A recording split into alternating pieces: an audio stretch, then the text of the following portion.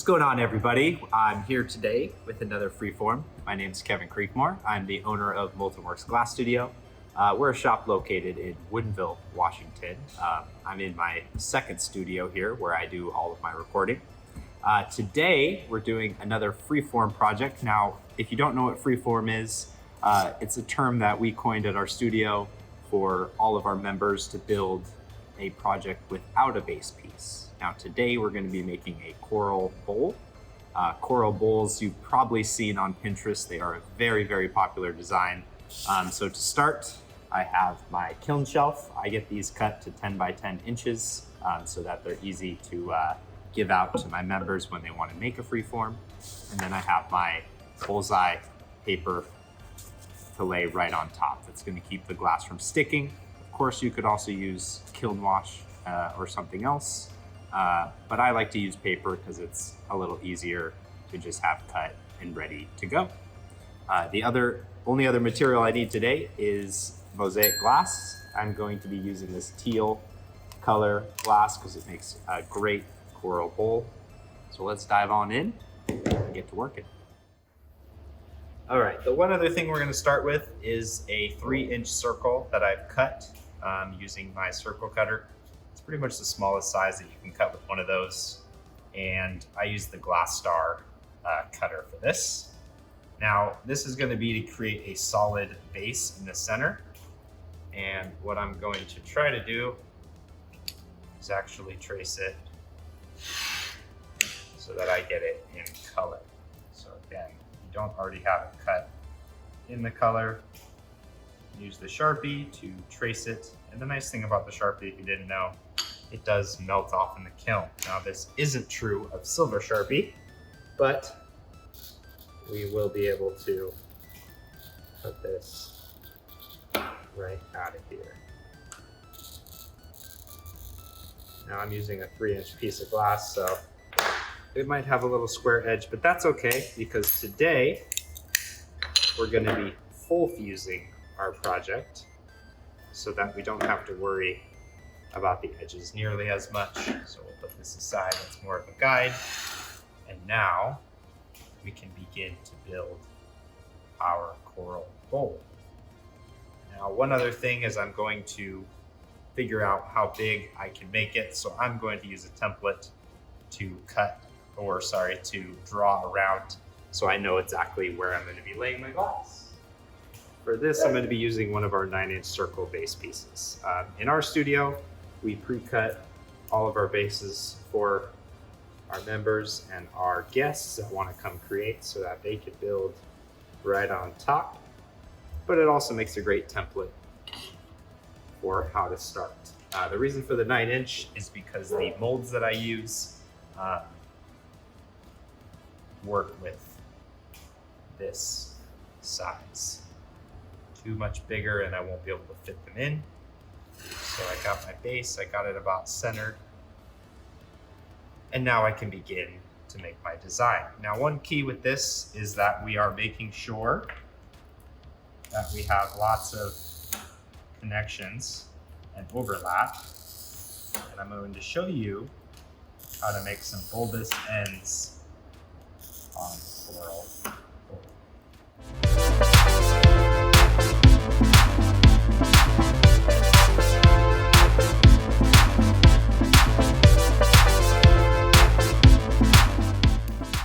Pro tip, if you're having trouble cutting your glass pretty thin, you can, which I'll show you here, draw a road.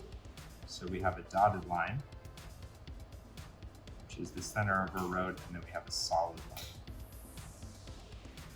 Okay, so when you're cutting thin pieces, sometimes it can be difficult to use the runner tool to just break off that little thin edge. So I'm going to scratch both my lines first. And then as I break them, I'm going to break the bigger of the two. Now I have an even amount of glass on both sides so that when I break it, it's a lot easier. So that's a little trick if you wanted to cut your glass really thin. And then I can begin to kind of lay out my design. Now, if I don't like the length of some of these, I can also use my glass cutter mosaic tool to cut them down to smaller sizes, because maybe I want smaller edges for my pieces. Okay. Nice and easy. I'm just laying the base layer because what we're going to do is we're going to go back, and when we go to cover these up, we just want to make sure we have connections on all sides. Again, if you were tack fusing, you'd still get the squareness of it, but since we're full fusing, it's going to create a great rounded design. And then the key to getting more bulbous tips for your coral bowl is going to be taking little squares and adding them as a second layer on top of those first layers. Okay? I'm going to continue breaking the glass, laying it out, making those connections.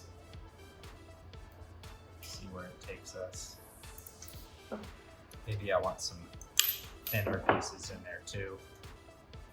And I might even cut them so that they fit a little nicer in there.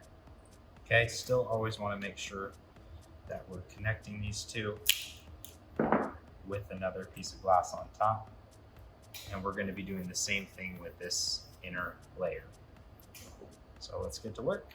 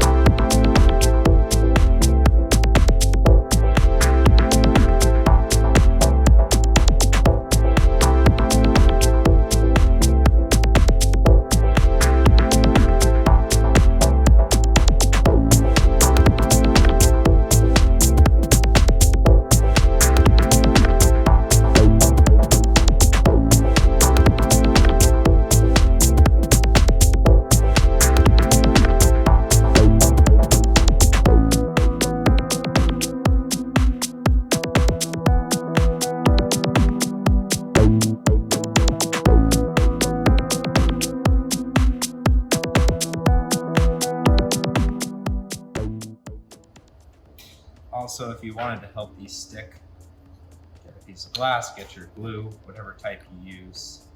I use a pâte de verre, and you can do the dip and stick method. And that also can be helpful in case you're worried about your project getting to the kiln in one piece. Easy method.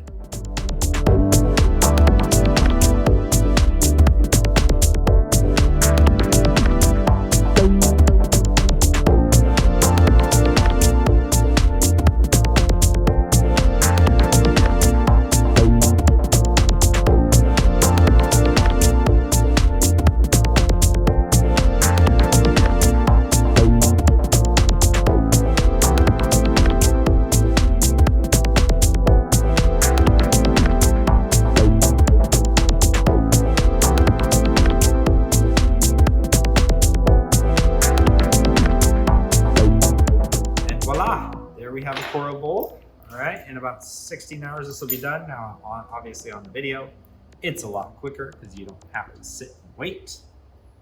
Always like Christmas morning, anticipation, firing your projects, waiting until they're all done.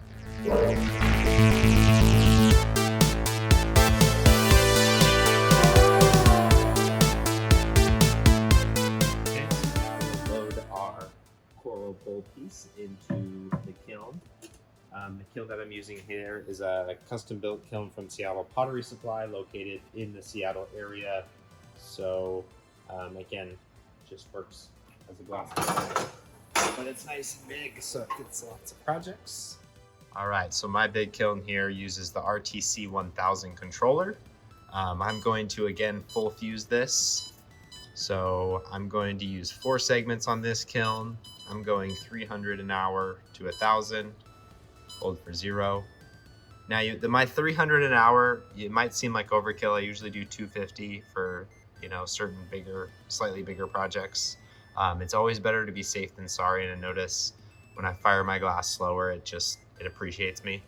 So rate 2, we're gonna start going as fast as possible to 1455. Again, that's my kiln's full fuse temperature. It'll vary potentially by 5 to 10 degrees, and you may want to add or subtract time. Remember that adding time is a great way to slightly change what you're seeing, and temperature is a way to give a bigger noticeable change. So use that. I hope that helps for using or testing your kiln to get it to the right temperature. Full fuse, you don't want it to over fuse. You'll kind of notice that the paper might pull up onto your glass. I'm going to hold at 1455 for 10 minutes. Then I'm going as fast as possible down to 950. And I'm holding for an hour to anneal. And then 300 an hour down to 500, hold 0. Now on your kiln, you're probably going to want to add a 5th step, because the smaller the kiln, the easier it loses heat. This big guy doesn't lose heat easy at all. It cools very slow on its own anyway, which is why I'm not going to worry too much about the 5th step on this.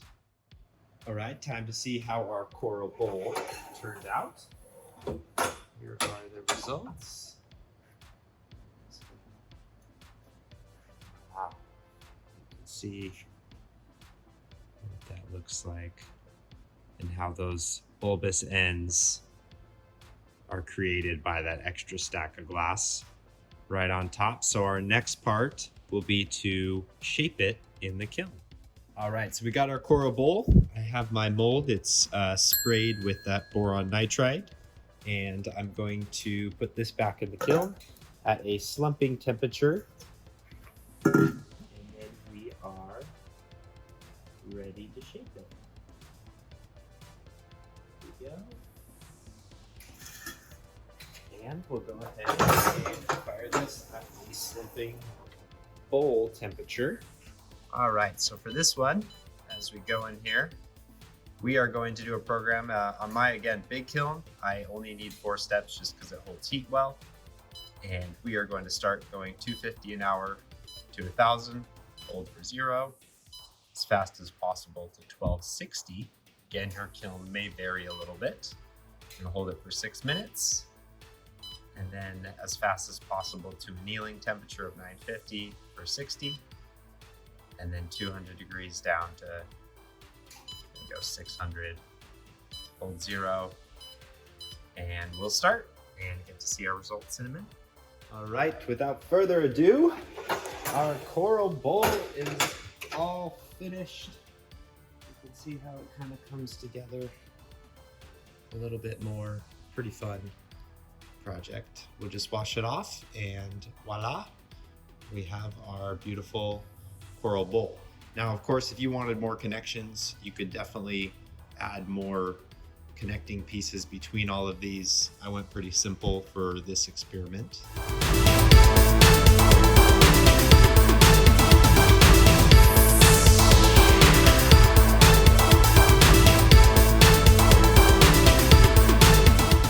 Thank you guys for tuning in to another experiment, or rather how to make a coral bowl. Again, here are the final results of our little freeform bowl, as we call it here in our studio.